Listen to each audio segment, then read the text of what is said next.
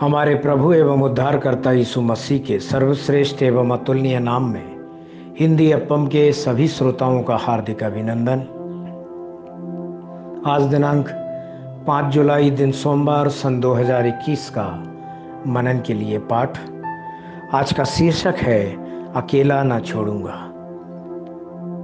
यहोशू की पुस्तक पहले अध्याय के 5वें वचन में से हम इस तरह से लेते हैं, जैसे मैं मूसा के संग रहा वैसे ही तेरे संग भी रहूंगा, और ना तो मैं तुझे धोखा दूंगा और ना तुझको छोड़ूंगा।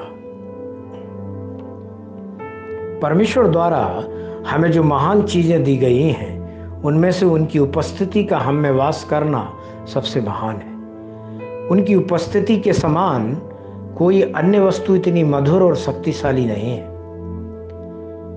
यीशु मसीह हमें अपनी महिमामय उपस्थिति से भर देने के लिए पृथ्वी पर उतर आए।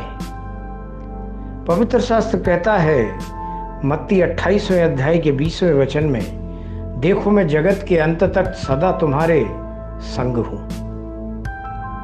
यह कहकर वह हमेशा हमारे साथ रहते हैं। ब्राह्मण समुदाय के एक भाई ने ईसा मसीह को अपना उद्धारकर्ता स्वीकार करने के कारण अकथनीय परेशानी का अनुभव किया। एक दिन उसके माता पिता ने उससे पूछा कि वह किसे चाहता है, उन्हें या यीशु मसीह को। उसने शांत स्वर में उत्तर दिया, यीशु मसीह को। यह पूछे जाने पर कि क्या उसे संपत्ति और जायदाद की आवश्यकता नहीं है, उसने उत्तर दिया कि यीशु मसीह ही उसके लिए सब कुछ है। यह सुनकर उसके माता पिता भड़क गए, उसके कपड़े फाड़ दिए और उसे भगा दिया। जब वह भाई सड़क पर अकेला जा रहा था तो उसने यीशु मसीह की आवाज़ बहुत स्पष्ट रूप से सुनी। यीशु मसीह ने उससे कहा, बेटा मैं तुम्हें अनाथ के रूप में नहीं छोड़ूंगा। परमेश्वर की मधुर उपस्थिति ने उस भाई को घेर लिया। उस दिन परमेश्वर ने गिदयोन से कहा, हे सूरवीर सूरमा, यहोवा तेरे संग है। न्यायियों की पुस्तक 6वें अध्याय के 12वें वचन में हम ऐसा देखते हैं।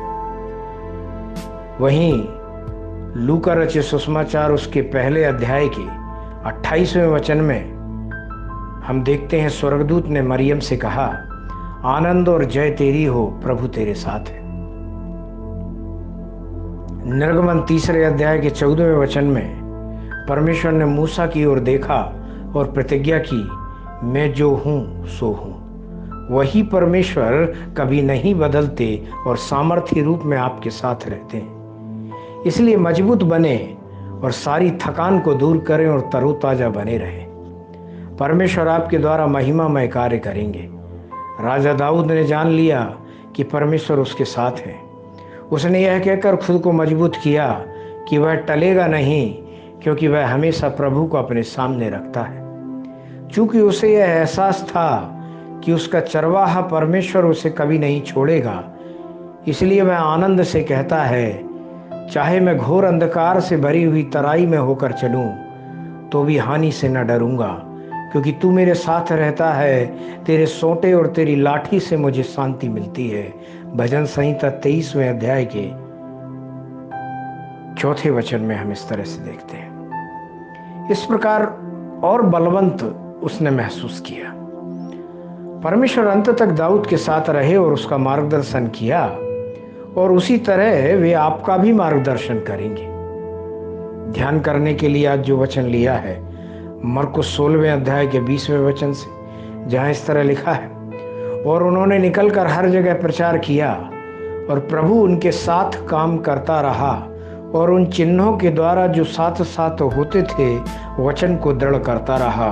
आमीन। परमेश्वर के इन वचनों को सुनकर, पढ़कर, मनन करके इनके अनुसार अपने जीवन को जीने पर परमेश्वर आपको बहुतायत से आशीष देवे। आमीन।